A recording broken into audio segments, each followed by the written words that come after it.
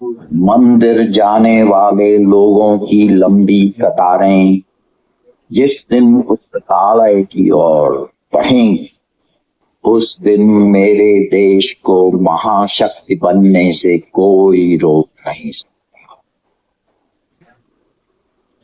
मेरे नाम की जय जयकार करने से अच्छा है मेरे बताए हुए रास्ते पर चलें।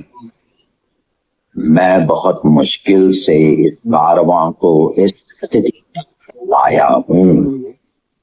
यदि मेरे लोग, मेरे सेनापति इस कारवां को आगे न ले जा सके तो पीछे भी मत जाने देना। तो आपने सुना, बी आर अम्बेडकर सर कह रहे हैं कि मंदिर जाने वाले लोगों की लंबी कतारें जिस दिन पुस्तकालय की ओर बढ़ेंगी, उस दिन मेरे इस देश को महाशक्ति बनने से कोई रोक नहीं सकता। मित्रों नमस्कार। यह एक बहुत ही विचारोत्तेजक और गहरा विषय है जिस पर अक्सर समाज के विभिन्न वर्गों में बहस होती है। इस विचार के पीछे मुख्य तर्क यह है कि किसी भी राष्ट्र की उन्नति उसकी तार्किक शक्ति, वैज्ञानिक दृष्टिकोण और शिक्षा पर टिकी होती है। यदि अंबेडकर सर के इस कथन की विभिन्न पहलुओं से हम व्याख्या करें तो हम इस निष्कर्ष पर पहुंचते हैं कि लाइब्रेरी ज्ञान का भंडार होती है। यदि समाज का झुकाव पढ़ने, शोध करने और सवाल पूछने की ओर बढ़ता है तो देश में नवाचार या इनोवेशन बढ़ता है, और तब हम पुरानी जो पद्धतियां हैं, मान्यताएं हैं, सड़े गले जो रीत रिवाज हैं, उसको सुधार कर या बदल करके समस्याओं का बेहतर समाधान कर सकते हैं। मित्रों, आज विकसित राष्ट्र लगातार इनोवेशन कर रहे हैं और हम भारत के लोग अंधविश्वास, पाखंडों की सड़ी गली, शोषणकारी तथा अमानवीय परंपराओं में जीने के लिए मजबूर हैं। शहीद आजम भगत सिंह ने भी कहा था कि इस देश में जो नौजवान ईश्वरवादी हैं, मेरी नजरों में वे नामर्द हैं, क्योंकि वे अपनी हालात को बदलने के लिए अपने कर्म बल पर नहीं अपितु अपने भाग्यवाद पर विश्वास करने के लिए विवश हैं। मित्रों, जितने भी विकसित राष्ट्र हैं उनकी एक खास विशेषता है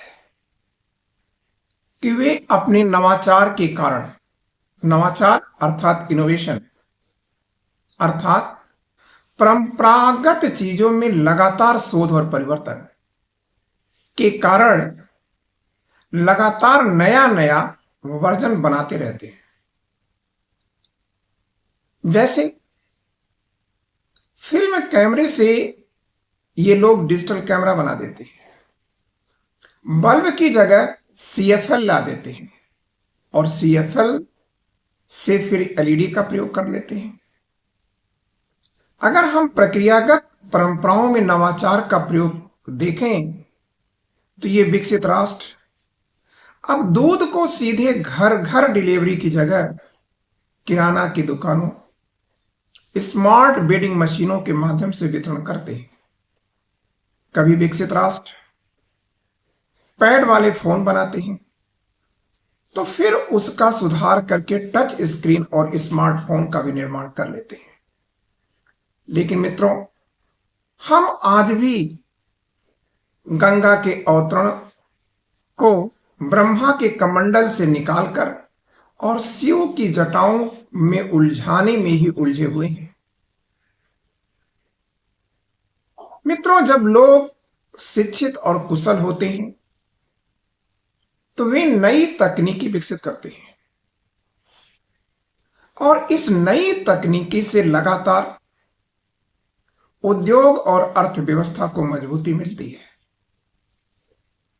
दुनिया के जो भी देश आज सुपर पावर हैं, चाहे वे अमेरिका हो या चीन हो, जर्मनी हो या जापान हो, उन सभी की नींव उनके शोध संस्थानों और पुस्तकालयों की मजबूती पर टिकी है।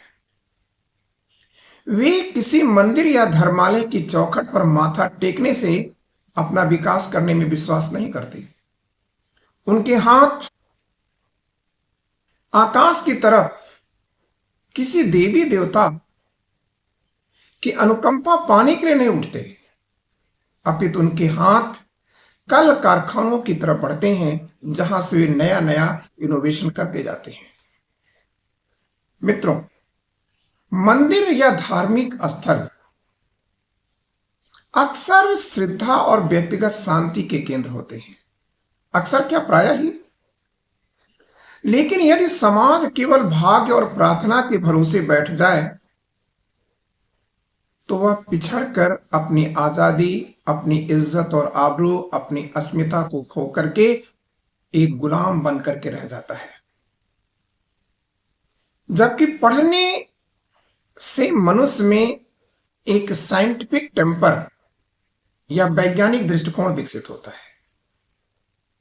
इससे समाज कुरीतियों और अंधविश्वास, जातिपात, ऊंच नीच से निकलकर यथार्थ, तर्क और समन्वयवादी समाज की ओर बढ़ता है और फिर देश की राष्ट्रीय एकता और अखंडता भी सुरक्षित रहती है। मित्रों, एक जागरूक और शिक्षित नागरिक देश और समाज की समस्याओं का समाधान खोजने में अधिक सक्षम होता है। किसी अंधविश्वासी और पाखंडी की तुलना में वो ज्यादा ही सक्षम होता है। कोई अंधविश्वासी और पाखंडी कर्म का संदेश और तर्क का संदेश देगा ही नहीं, क्योंकि जहां तर्क आता है वहीं पर अंधविश्वास और पाखंड का अंत हो जाता है। मित्रों,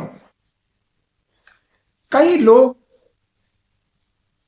के लिए या तर्क भी कई लोग देते हैं कि मंदिर या धर्मालय आत्मिक शांति और अनुशासन का स्रोत होता है, जो उन्हें समाज में बेहतर व्यवहार करने के लिए प्रेरित करता है। इसके लिए वे लोग अनेक उदाहरण भी देते हैं। जैसे वे कहते हैं कि प्राचीन भारत में नालंदा और तक्षशिला जैसे विश्वविद्यालय भव्य मंदिर के साथ अस्तित्व में थे और तब भारत सोने की चिड़िया था। ऐसा इसलिए संभव हो सका क्योंकि उनके पास अध्यात्म और विज्ञान का संतुलन है। मित्रों, ये एक झूठा तर्क है और खुद को दिलासा देने के अतिरिक्त और कुछ नहीं है। इतिहास के सत्य से आंखें बंद कर लेने जैसा है। भारत सोने की चिड़िया कनिष्क के काल में बना, और वो भी कैसे बना? चीन और रोम के साथ सिल्क मार्ग से होने वाले व्यापार से बना था, न कि उसमें किसी धर्म और आध्यात्मिक शांति का कोई योगदान था। मित्रों, हमें यहां यह भी याद रखना चाहिए कि यही वो दौर है जब नालंदा विश्वविद्यालय को एक कबीलाई ने जलाकर नष्ट कर दिया था। और मित्रों, जब महमूद गजनबी ने सोमनाथ के मंदिर पर आक्रमण किया था तो उस समय वहां के पाखंडी पुरोहित महमूद गजनबी के आक्रमण का सामना न करके महामृत्युंजय मंत्र का जाप कर रहे थे और लोगों में यह अफवाह फैलाए हुए थे कि जैसे ही महामृत्युंजय मंत्र पूरा होगा वैसे ही महमूद गजनबी का अंत हो जाएगा। परिणाम क्या हुआ? सोमनाथ भी गया और देश लुट गया। भारत को विकसित राष्ट्र बनाने के लिए केवल धर्मालय की ओर जाने वाली भीड़ का रास्ता बदलना ही काफी नहीं है मित्रों, बल्कि प्राथमिकताओं को बदलना भी जरूरी है। मित्रों, यदि हम मंदिर जाने में जितना समय और संसाधन लगाते हैं, अगर उतना ही निवेश शिक्षा, स्वास्थ्य और तकनीकी में करें, तो निश्चित रूप से भारत एक महाशक्ति बन सकता है। मित्रों, विकास के लिए श्रद्धा को आप अपने दिल में रखिए और किताबों को हाथ में रखिए,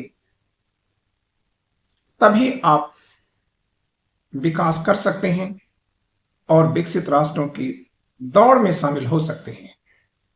मुझे कहना है कि B.R. अंबेडकर का यह विचार इस बात पर जोर देता है कि प्रार्थना हाथ जोड़ने में सफल होती है, लेकिन प्रगति किताब के पन्नों को पलटने से आती है। यदि आप बाबा भीमराव अंबेडकर के विचारों से सहमत हैं, तो कमेंट में जाकर लिखें और वीडियो को शेयर करके समाज को जागरूक बनाने में अपना योगदान सुनिश्चित करें। जय हिंद।